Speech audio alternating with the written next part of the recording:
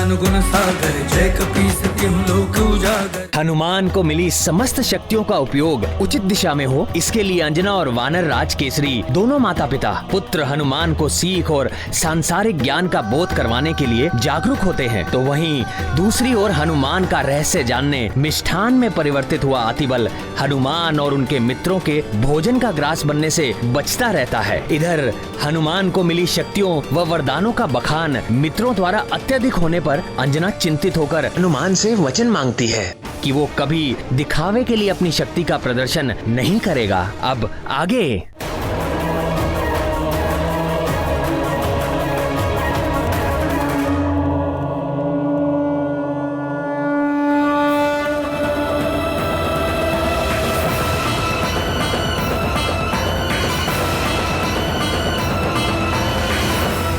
मैं वचन देता हूँ माँ,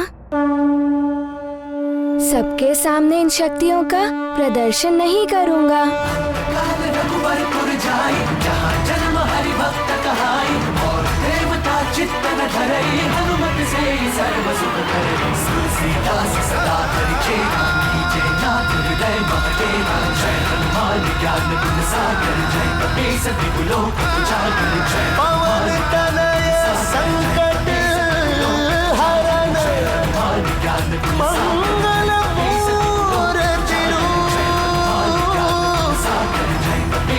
राम लखन सीता सहित हृदय बसहु सुरभूप। एक और अंजना है जो संसार को ज्ञानवान उद्धार करता हनुमान, संकट मोचन हनुमान स्वरूप पुत्र दे रही है। तो दूसरी ओर कैकसी है जो विष स्वरूपा है। वो विषवृत्ति में पूतना और दानवों की मां धनु स्वरूपा है।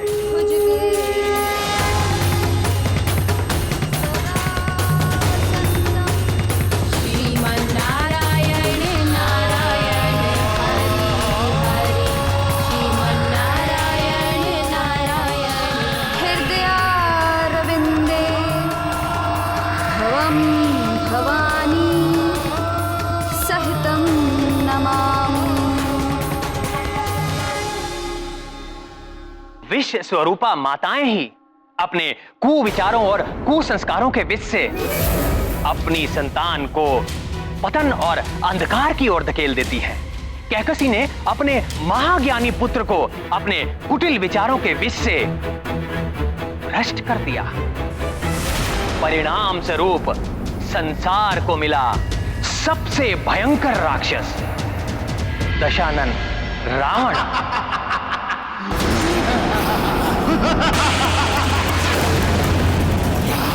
श्रीमन्नारायण नारायण हरि हरि, श्रीमन्नारायण। प्रिय कैकसी, तुम्हें नहीं लगता ईश्वर पूजा के लिए जलाए गए दियों से अधिक उजाला तुम्हारे इन आभूषणों की चमक से है इस आश्रम में?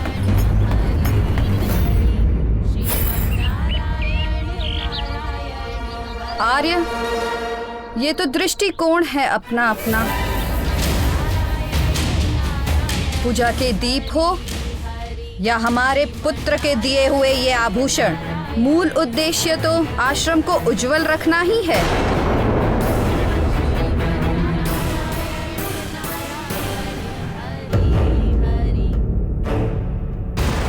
तुम्हारे मंत्रों के स्वर में भक्ति भाव से अधिक राजसी दर्प झलक रहा था। मंत्रों के स्वरों में दर्प तो होगा ही। बादलों के छा जाने से सूर्य की चमक तो कम नहीं हो जाती ना ऋषिवर।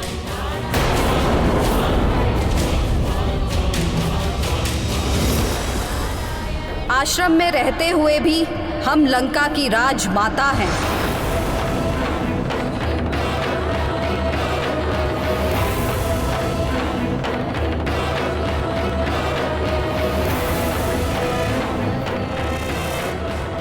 महाबली, महाज्ञानी रावण की माता हैं हम।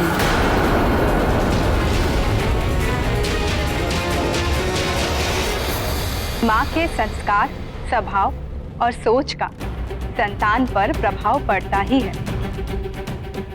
इसलिए माताओं को संतान का पालन पोषण बड़ी सावधानी से करना चाहिए। उन्हें अच्छी शिक्षा और सुसंस्कार देने चाहिए। अपनी संतान को अपनी कुंठा और दुष्प्रवृत्ति से सदैव दूर रखना चाहिए, जो रावण की मां कैकसी ना कर सकी। प्रणाम आर्य।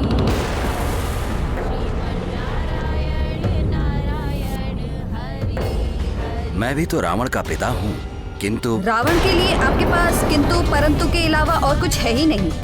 आपको तो उसे आशीर्वाद देना चाहिए, पर आप हैं कि उसे आशीर्वाद देना तो दूर, उसके शत्रु विष्णु की पूजा अर्चना कराते हैं आश्रम में। और आपके ये शिष्य हरि कीर्तन करते हैं।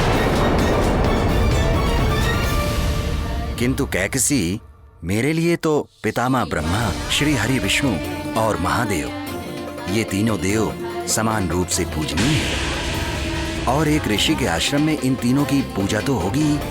जहां तक मेरे पुत्रों की बात है, तो एक पिता अपने पुत्र को स्वयं से भी अधिक प्रेम करता है। तो स्वामी चलिए ना लंका, अभी समय भी उचित है। रावण विभीषण तो मिलेंगे ही। कुंभकर्ण के जागने का समय भी हो रहा है। पूरे 6 माह बाद जागने वाला है वो।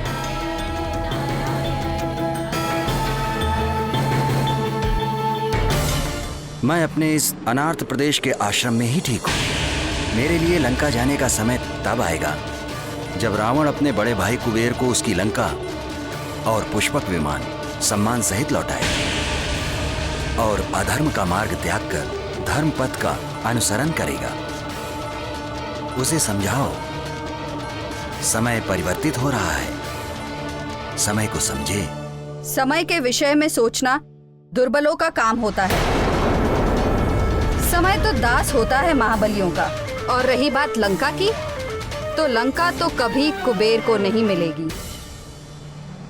हमारा पुत्र है लंका का अधिपति। शीघ्र ही तीनों लोगों का अधिपति होगा हमारा पुत्र, आपका पुत्र, त्रिलोक स्वामी रावण, ऋषि विश्रवा का पुत्र। मैं रावण का पिता हूं। उसका हर सत्य से सामना कराना मेरा कर्तव्य है। तुम्हारा ये स्वप्न कभी पूर्ण नहीं होगा, क्योंकि जो मैं देख पा रहा हूं वो तुम नहीं देख पा रही हो। नेत्र हम भी खुले रखते हैं आर्य। कैकशी, यदि प्रकाश ना हो तो आंखें अंधे के समान हो जाती हैं, और यदि प्रकाश तीव्र हो तो भी कुछ दिखाई नहीं देता। संसार एक नए युग के आलिंगन को तत्पर है। जाकर बताओ रावण को कि अब भी समय है, संभल जाए, धर्म का मार्ग अपना ले। काल उससे अधिक दूर नहीं है।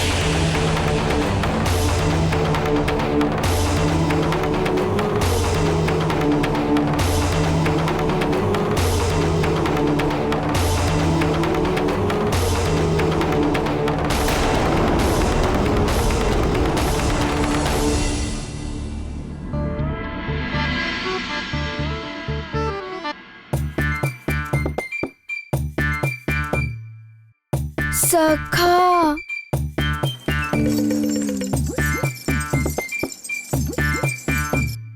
माँ हर दिन कहती हैं कि प्रातः उठते ही स्नान करो, स्वस्थ रहोगे, मन प्रसन्न रहेगा दिन भर। किंतु मैं तो प्रतिदिन करता ही हूँ। कभी कुछ बड़ा करने को मन करता है कि नहीं?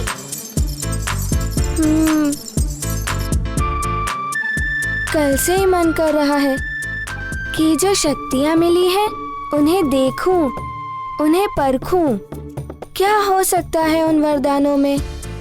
किंतु माँ ने तो पहले ही रोक लगा दी है कि सबके सामने अपनी शक्तियों का प्रदर्शन ना करूं। अब तुम ही बताओ सखा, मैं कैसे जानूं इन शक्तियों के बारे में?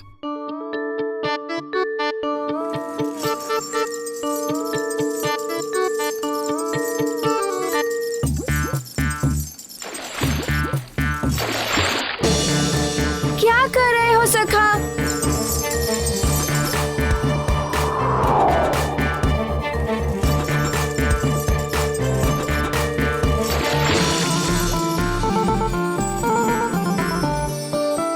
अच्छा, तुम ऐसे नहीं मानोगे सखा, तुम्हें अपनी शक्ति दिखानी ही पड़ेगी। सोच लो, अब मैं हनुमान हो गया हूँ, शक्तिशाली हनुमान। दिखाऊं अपनी शक्ति?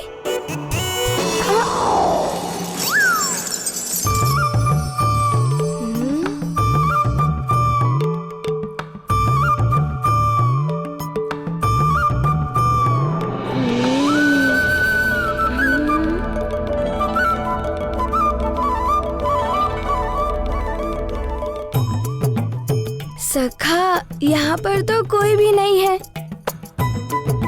यहाँ तो हम अपनी शक्तियों का प्रयोग करके देख ही सकते हैं। मैं देवराज इंद्र तुम्हें वरदान देता हूँ, आज से किसी भी वज्र का कोई भी प्रभाव तुम पर नहीं पड़ेगा। तुम्हें वरदान देता हूँ कि तुम सदैव मेरे वरुण पाश और जल से सुरक्षित रहोगे। नदी, समुद्र या कोई भी जल तत्व तुम्हें किसी प्रकार से क्षति नहीं पहुंचाएंगे। क्या करूं? इतने वरदान, कौन सी शक्ति का प्रयोग करूं? बड़ी ही उलझन है सखा, सोचना पड़ेगा। मैं ब्रह्मा तुम्हें वरदान देता हूँ, तुम इच्छाधारी होगे। जब जैसा रूप धारण करना चाहोगे तुम कर सकोगे।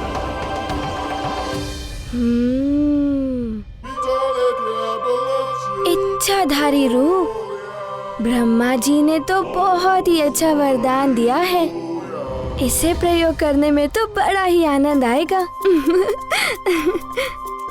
तो क्या बनूं? क्या बनूं मैं?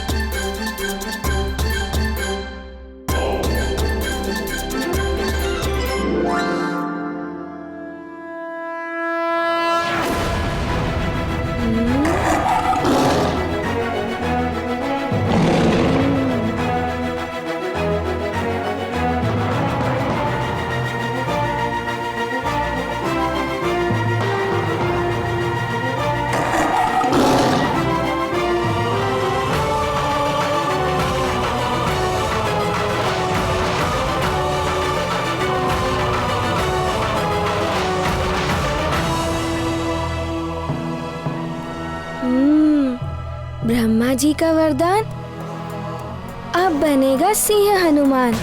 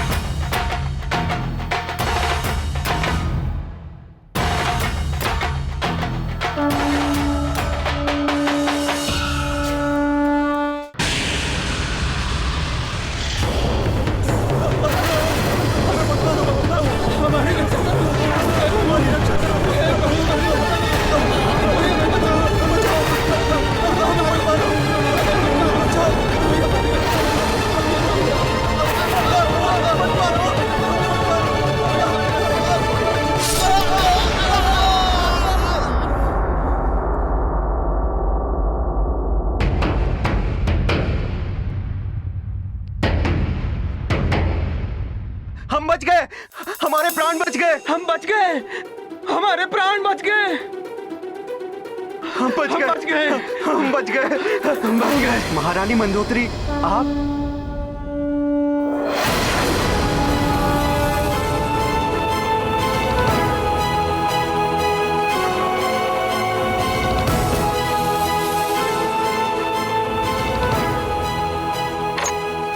बस तुम्हारे शीश मेरे चरणों में नहीं, मात्र ईश्वर और माता पिता के चरणों में ही झुकने चाहिए। अब जाओ, तुम सब स्वतंत्र हो। हम सब स्वतंत्र हैं, हम सब स्वतंत्र हैं। महारानी, हम सब महारानी की जय हो, महारानी की जय हो।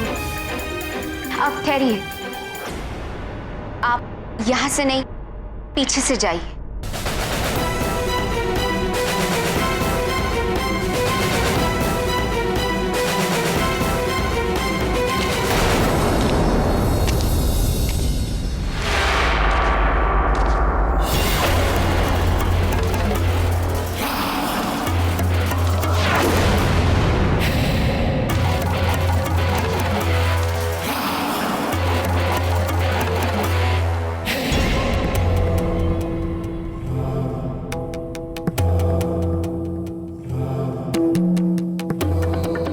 महारानी मंदोदरी, क्यों छोड़ा अपने इन बंदियों को? पूर्णमासी के दिन इनकी बलि चढ़ानी थी हमें। अपने पति को निर्बलों पर अत्याचार और अन्याय करने से रोकना हर पत्नी का धर्म होता है, वही निभा रही हूँ स्वामी। सुन लो महारानी, मुझे तीनों लोकों पर शासन करना है और उसके लिए भय का होना आवश्यक है। भय ही विजय का मार्ग प्रशस्त करता है। उन निर्बलों में भय फैलाकर ही उन्हें जीता जा सकता है। निर्बलों को प्रेम से भी जीता जा सकता है स्वामी।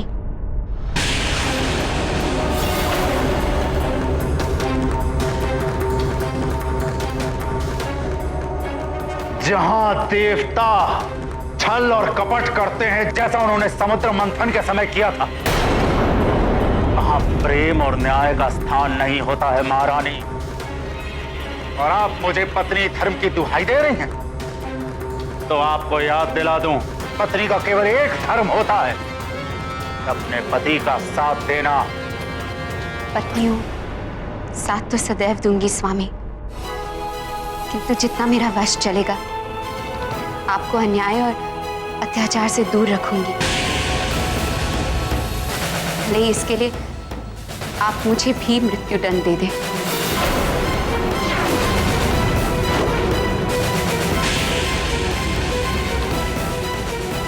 पतिव्रता पत्नी, कैसी पत्नी मिली है मुझे? हाँ?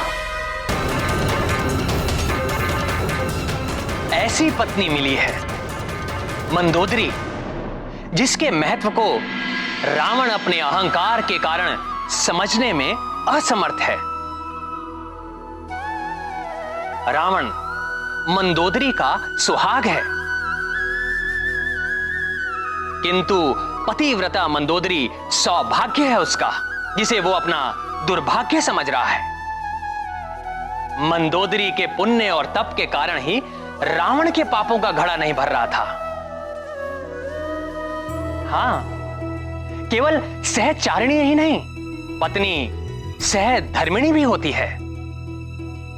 पत्नी के तप का प्रभाव पति के जीवन पर पड़ता है। रावण अत्याचार करके पापों का अर्जन करता, तो दूसरी ओर मंदोदरी के पुण्य कर्मों से उसके पति रावण के पापों का क्षय होता। मात्र रावण के साथ ही नहीं है, अपितु संसार के सभी पतियों के साथ भी है। उन्हें ये समझ लेना चाहिए कि पत्नी मात्र पति की अनुगामिनी ही नहीं होती है। पति के मान सम्मान और प्रतिष्ठा की रक्षा के लिए उन्हें अधर्म के मार्ग पर चलने से रोकने की शक्ति और क्षमता भी रखती है।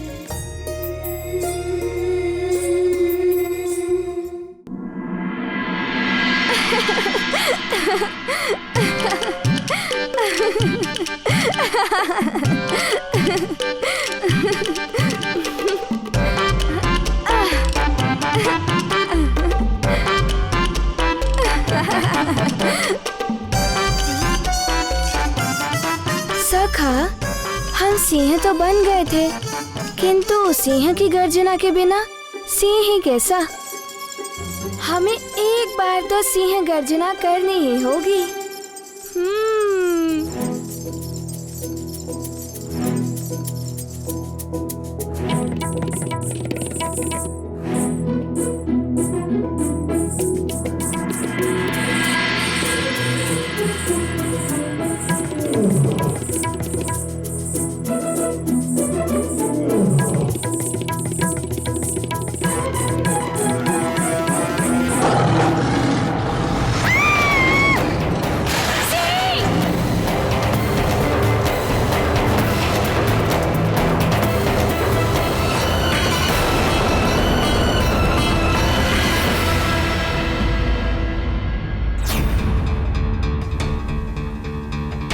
शांत हो जाइए नानी, शांत हो जाइए।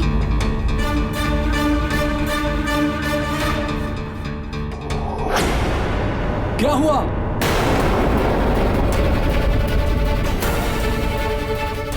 ये सिंह की दहाड़ कैसी?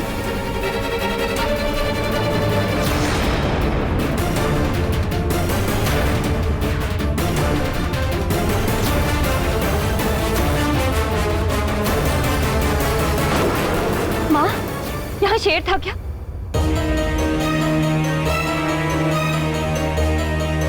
दहाड़ की आवाज तो यहीं से आई थी।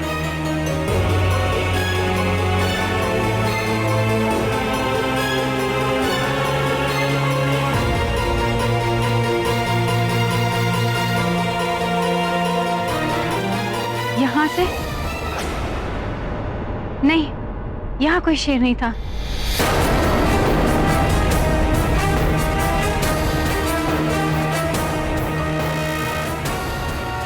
नानी, वो सिंह था ना, मैं तो। कुछ भी बोलता रहता है। कुछ नहीं, वो वहाँ है ना स्तंभ के आगे, बस उसी से डर गए थे।